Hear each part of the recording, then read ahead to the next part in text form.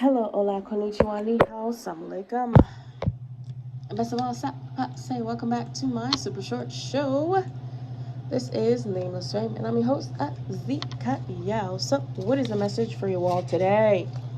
So, today is February 1st, 2023, currently 1:11 on the dot p.m., okay? What are we going to talk about today, y'all? Oh my God. All right, what is the message for you all today?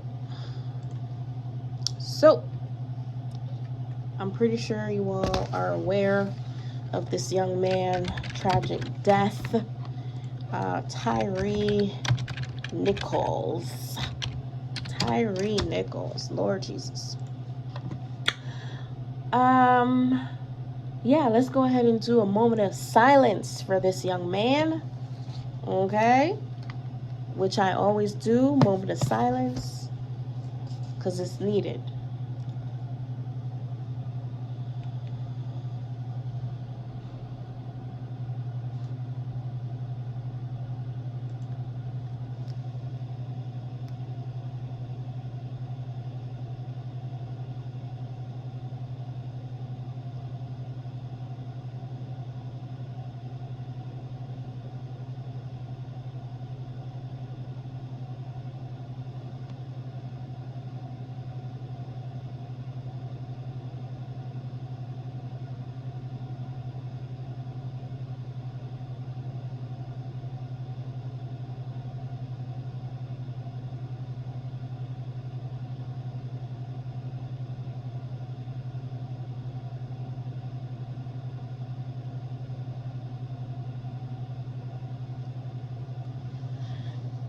All right. The episode that I just did was about a book that I'm currently reading. It Didn't Start With You, how inherited family trauma and shapes who we are and how to end the cycle. Yeah, so that definitely, go ahead and check it out. I was talking about how reparations is needed. I was talking about, I did fail to mention what solutions are needed. I did not mention that Black people, the diaspora, need an international passport, okay?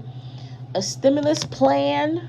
I don't know if you want to call it reparations, whatever.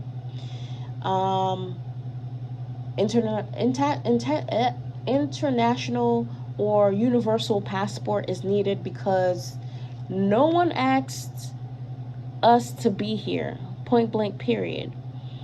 I'm going to go ahead and use this young lady who talked about she got, laid off at her job with boo-boo tears. Girl, have you heard of a passport? Get it. You are an American. The American passport is very, very, very powerful. So use what you can. If you feel like you're being wronged in the U.S., move somewhere else. I'm not going to say that justice is more more likely to happen elsewhere, but if you're tired of it, if you're being wronged, if you're having the short end of the stick, and suicide is not on your list, definitely travel. I have heard single parents traveling and relocating internationally. So if they can do it, you can do it too. All right. So let me go ahead and go back to the topic of Tyre Nichols. Okay. So I'm going to play a clip. A clip from one of these, from Fox News. They had a speaker come in, and his name is Jason. What is it? Jason Whitlock. Okay, Jason Whitlock. So we're going to go ahead and hear from Jason Whitlock, his point of views on what happened and how he felt about it. And I'm going to go ahead and give my 2 cents and if I agree or disagree with his statements, okay? Mental gymnastics game of accusing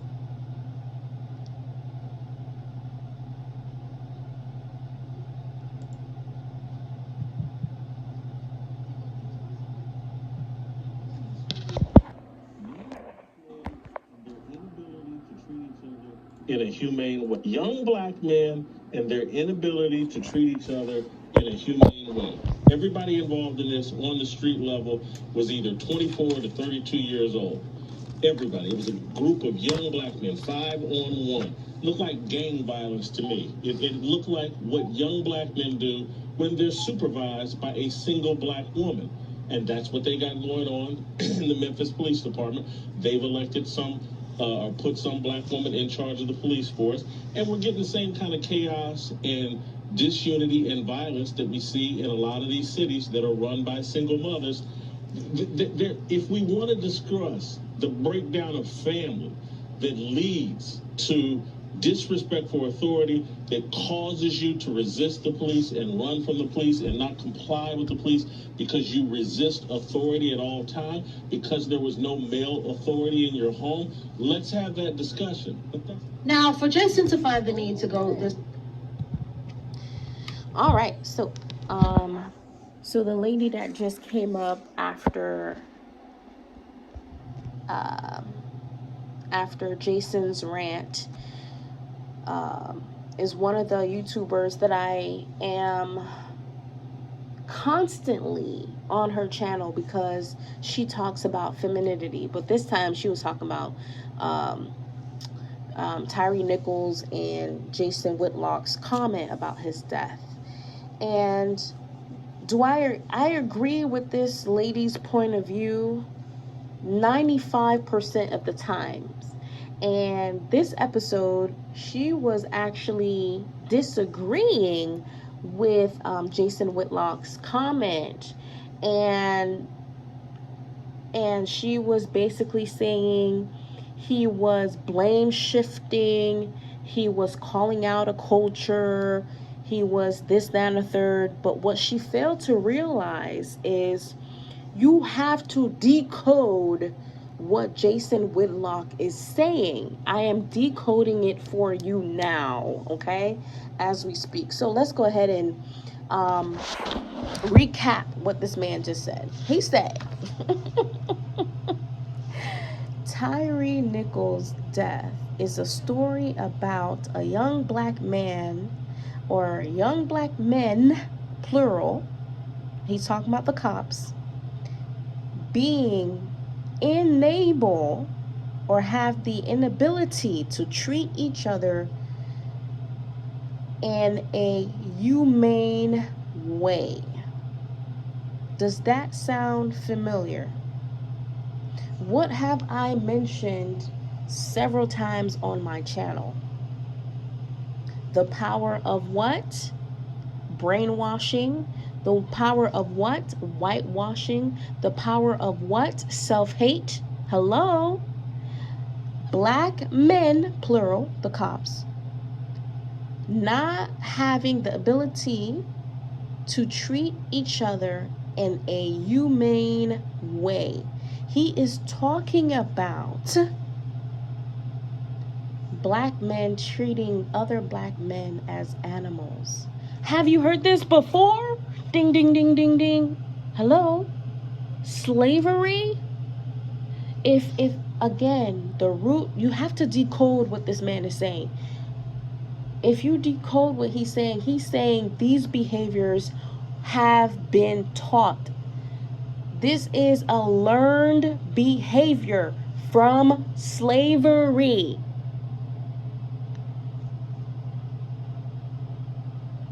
These behaviors are inherited. These behaviors will continue to repeat itself. Patterns of trauma, if you do not heal or reverse the brainwashing of self-hate. which is what we talked about in this book. It did not start with you. How inherited family trauma shapes who we are today and how to end the cycle. That's the title of the book, written by a white man. And I'm connecting the dots for you here again, okay? All right? Okay. So anyway, let's continue decoding this. He said this looked like a street level gang violence. From the age of 24 and 32 years old, these cops are 24 to 32 years old, meaning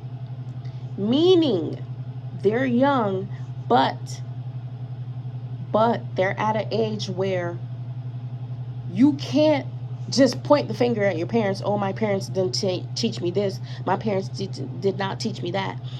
At that age, I was still growing. At that age, I was demonstrating self-hate at that age because, of course, I was growing.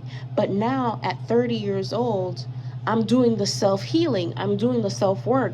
I'm buying books that are explaining family traumas, slavery, and so on and so forth, shape who we are today, who I am today, right? Recalling, family traumas, recalling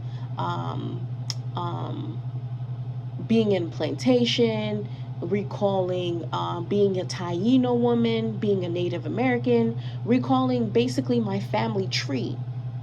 Okay, so all this shapes who I am today, right? So all of this shape who they are today. You can't just, okay, but anyway.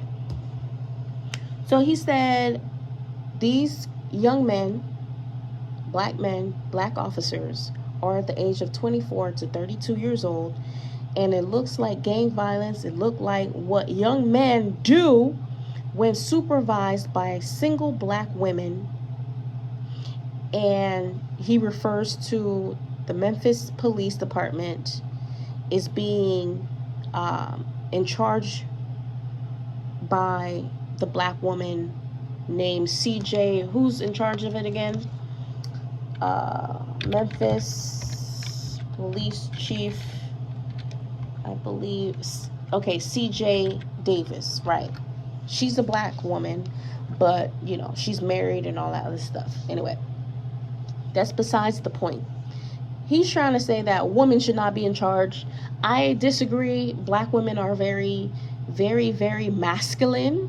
Okay, and yeah, they should she be in that position? I don't know. I don't know her background. I don't know her history.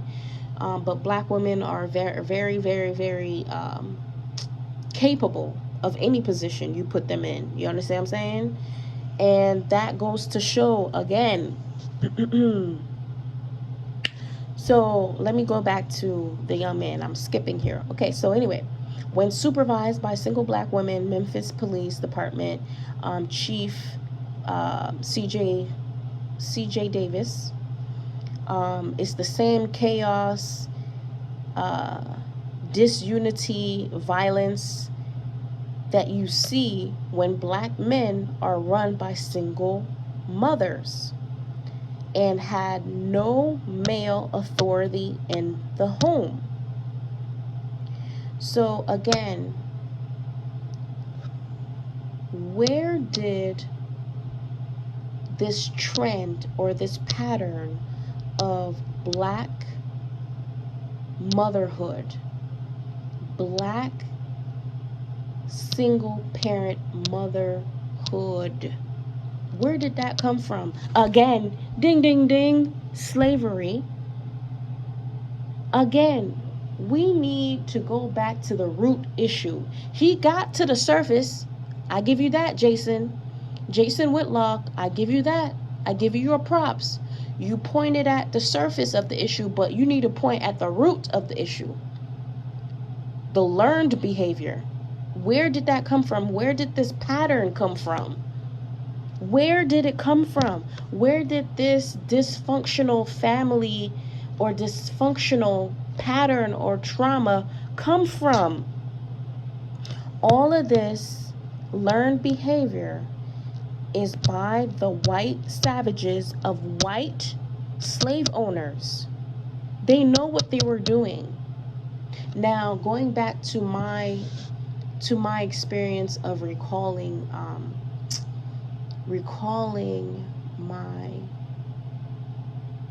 my ancestors' past or experiences.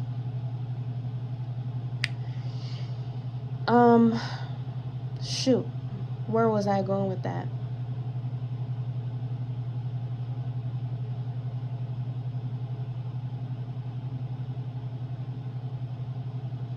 Where was I going with that?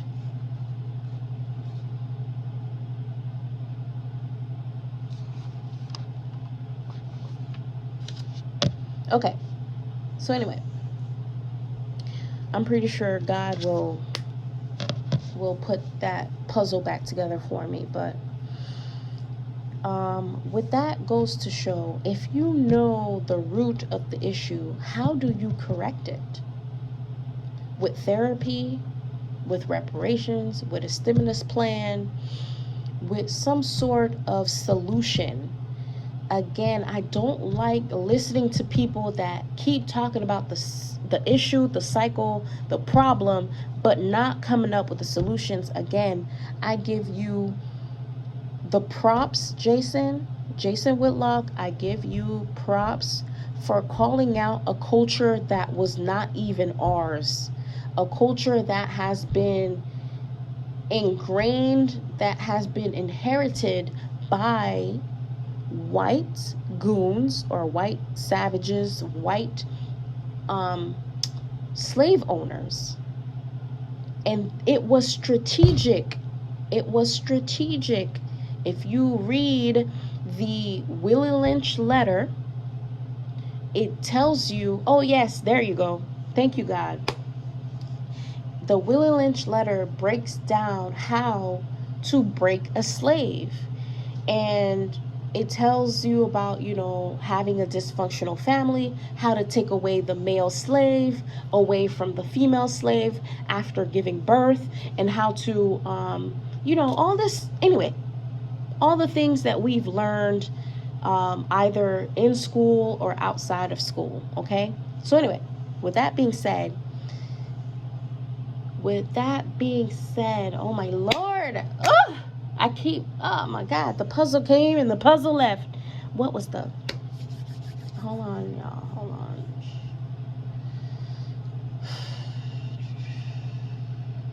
The puzzle came and the puzzle left, y'all.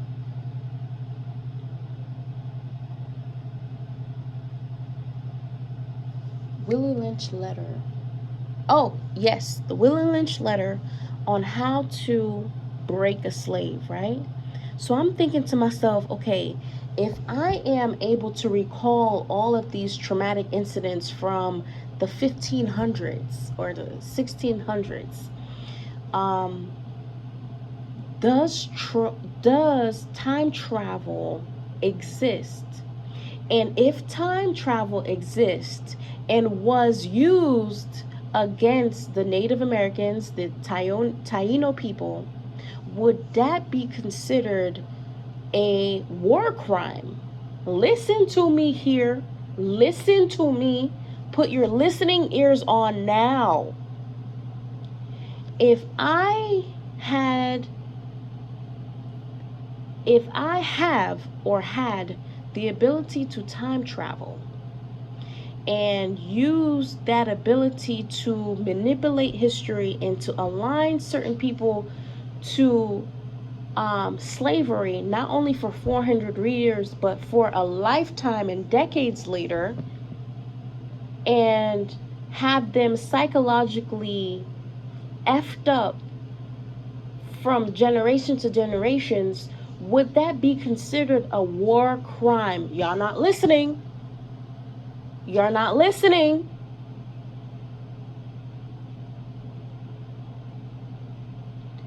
Would that be considered a war crime? So, For those of you who are, above my pay grade, for those of you who are higher in the spiritual realm that can tap in the 5D, the 3D, the 4D, the whatever dimensions, and have knowledge of time travel and whatever, if what I'm saying is true,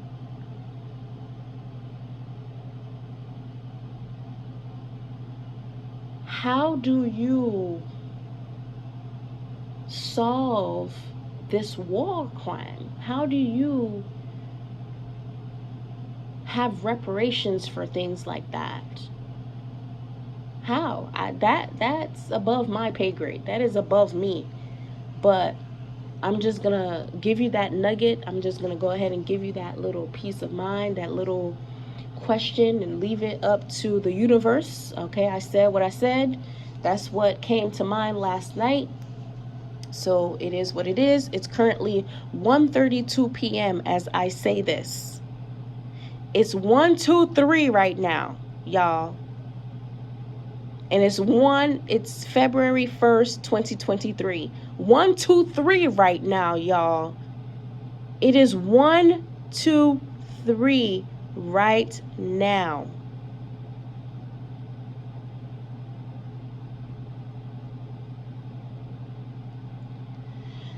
So, I think I've said enough. Jason Whitlock, I agree with you 100%. However, you are missing the root of the issue. Black woman, black single motherhood is the issue, but how did you get to that point? And of course, it goes back to slavery. It goes back to inherited family trauma, which black people don't talk about enough. And yeah, that's pretty much what I had to say for today. Y'all have a great day. Yeah, we gonna get this together. We're gonna correct something here. All right, everybody.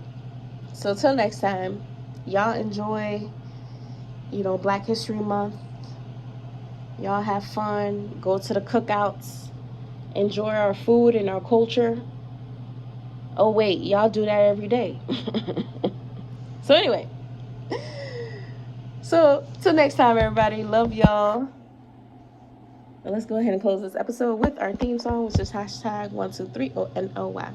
123ONOY. Nameless saying, yeah, that's me. 123ONOY. All right, everybody. Till next time. Bye.